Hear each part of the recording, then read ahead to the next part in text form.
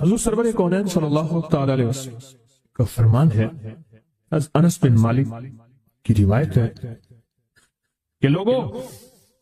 سنتے ہو جو شخص کسی چیز کے سے متعجب ہو کر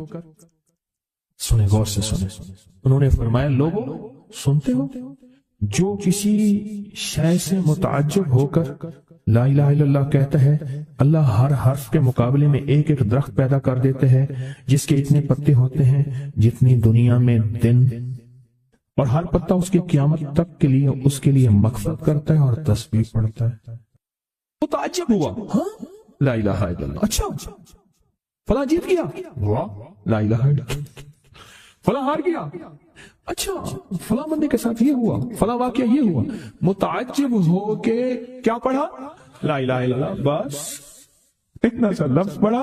اور اتنے سے لفظ پڑھنے پہ اب وعدے سوچیں، کیا وعدے ہیں؟ میں کہ اللہ ہر حرف کے بدلے میں، اب لا الہ الا اللہ، اب اس کے جتنے حرف ہیں آپ گن لیں، ہر حرف کے بدلے میں اللہ کیا کرتا ہے؟ ایک درخت پیدا کرتا ہے، اور اس کے پتے کتنے ہیں؟ تو معلوم ہوا کہ درخت کتنا بڑا ہے، بڑا ہوگا تو اتنے پتے ہوں گے، جتنے پتے جتنے دنیا میں دن۔